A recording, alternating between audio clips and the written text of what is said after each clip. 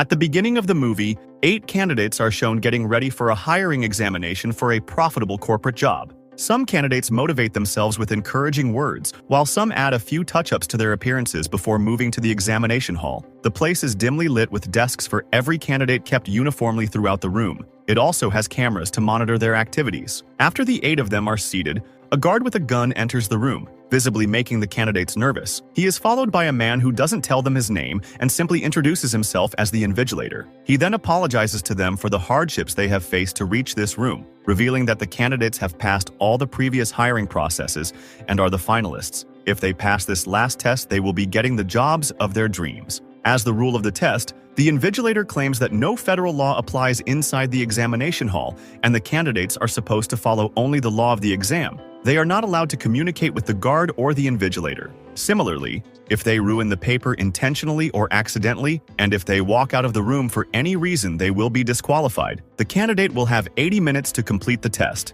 There is only one question on the paper before them that they need to answer. The invigilator then asks them if they have any questions. When no one answers, he wishes them luck, starts the timer, and walks out. The candidates turn their respective papers around and see that it is completely blank. All of them look at each other in confusion. As time passes, they get more nervous. Hence, candidate number 2 starts writing on her paper why she thinks she is eligible for the job. The camera in the room zooms into her paper, and the guard is told to throw her out because she ruined her paper. Number 2 begs for a second chance as the guard locks the doors on her. A while later, number 5 realizes that the rule says they cannot talk to the invigilator and the guard, which means they can talk to each other. He tells the others the same thing, making them believe that they will have to work together to find what the question is before they find the answer. The group discusses several ways they can pass the test, but all of them are just as confused. Throughout this, candidate number 1 doesn't speak at all. One man tries to introduce himself, but number 5 suggests they give each other pet names so they wouldn't have to reveal their true identity. He goes on to name candidate number 1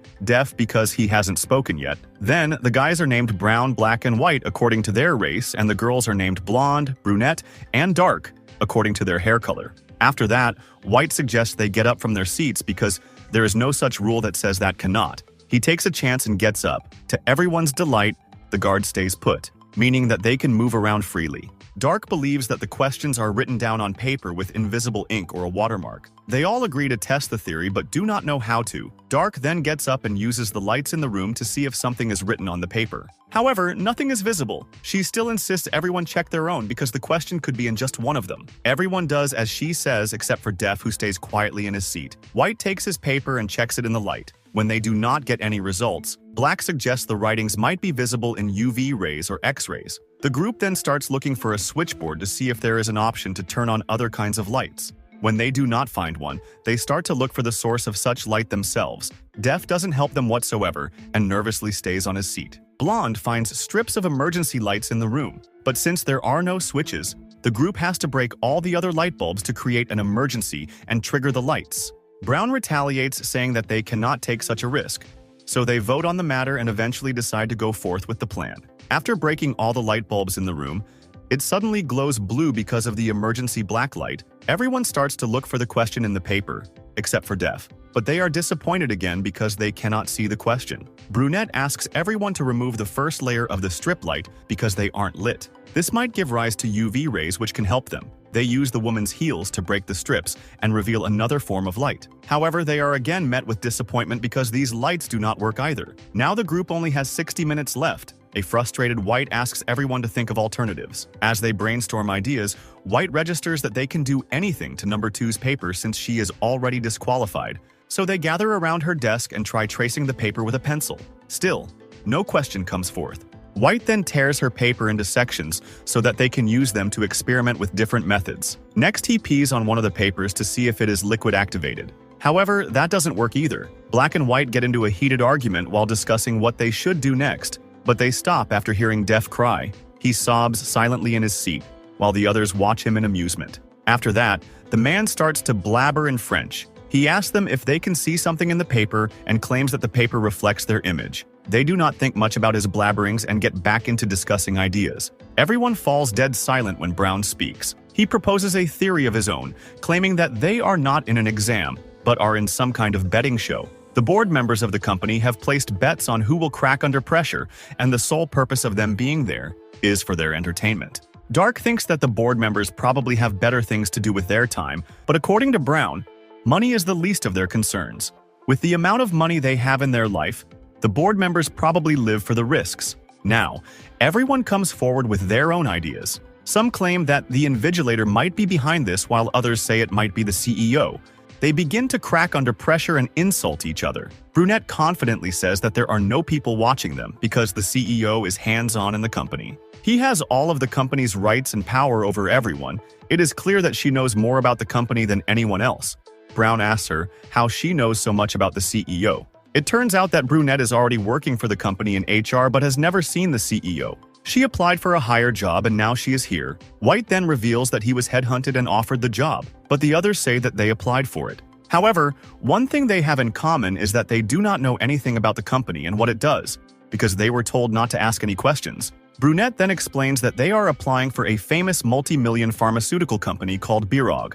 A few years ago, when a pandemic spread among young people of the world, they were the first ones to find the cure. Currently, their yearly turnover is $20 billion, all because of their CEO. Suddenly, Black suggests that the company might have found a cure to the newest deadly disease that has been killing millions of people around the world. Dark is suddenly intrigued and asks Black more about it. This makes White suspicious, so he asks Dark if she is also infected by the virus. Dark says she isn't and dismisses the matter. To take the attention off her, she approaches the guard and brings a lighter out of his pocket without talking to him. Then, she glances at the fire alarm. The group plans to use the lighter to trigger the sprinkler because water can potentially develop the writings on the paper. For this, Dark gets on top of a chair but doesn't reach the fire alarm. White helps her by giving her a rolled piece of paper that she lights up and uses to trigger the alarm. Soon, water starts showering but the papers stay the same. Suddenly, the guard makes his way to the group. Right then, Dark unfolds the paper in her hand and reveals it to be her own. White had betrayed her to loosen the competition.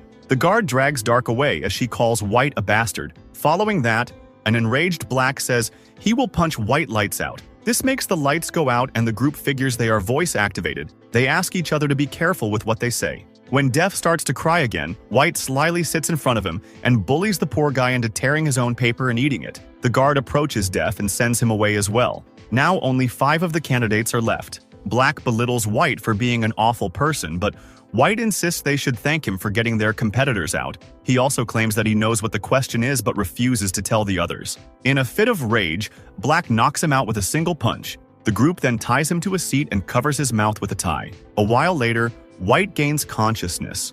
Brunette removes his gag and he asks for his medication, saying that he is also infected with the virus and has to take medicine every hour for him to live. Black searches for pills in his pocket but doesn't find one. This makes the group believe that White is just making excuses so they would free him. However, White claims that one of them has taken the pill and promises to tell them what the question is if they give it back. Soon, he loses consciousness again and starts to tremble. Some believe he is faking, but Balk says that he is getting a seizure because of the virus. They start looking for the pill he was talking about but cannot find it in the room. With only 15 minutes left on the timer, they check each other for the pill. Brunette suspects Brown for taking it and is proven right when she finds the pill stuck to a chewing gum under his table. She tries to feed it to White, but Brown throws it into a vent. As the others try to get it out, a stressed brunette goes in front of the camera and asks the invigilator to save the man, but since she talked to the invigilator, she is immediately disqualified. After she is gone, Blonde brings the pill out with a bobby pin and saves White's life. She also unties him in the process. After he recovers, everyone asks him for the answer he promised. White reveals that the answers are the candidates themselves. They have been searching for a question all this time, but White thinks that there is no question and the one who is left at the end is the answer. The rest of them believe him, but before they can act, White runs to get the gun from the guard. Black pushes him aside and acquires the gun himself. He points it at White, who confidently claims that he won't shoot anyone. Simultaneously, he attacks Black and gets the gun. However, when he is about to use it, he realizes the gun has fingerprint recognition, so White uses the guard and points the gun at the others. He threatens everyone to get out of the room on their own so he can win the position. Brown doesn't retaliate with the fear of being shot and deliberately walks out. A scared Blonde slowly walks outside but yells lights out at the end. The room goes pitch dark, making White shoot in random directions. When the lights come back, Black falls limp on the floor with a bullet hole on his chest. White looks around and sees Blonde still has a foot inside the room. He is about to shoot her as well, but notices that the timer has stopped. Now, White walks to the camera and tells the invigilator that he is the winner of the competition. The guard approaches him and shows him the time. White is in shock to see they still have 20 seconds left, meaning that he is disqualified for talking to the invigilator. It is then revealed that Def had changed the time when they were busy discussing other things. At last, the only one left is Blonde.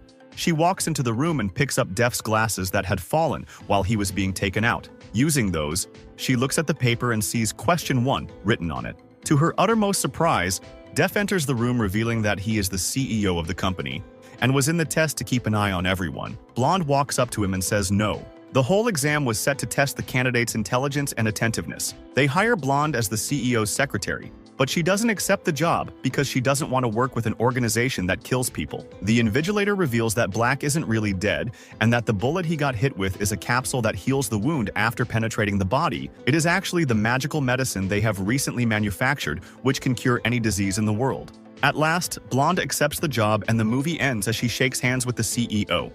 Thanks for watching. Make sure to subscribe and turn on the notification bell so you can get more videos like this.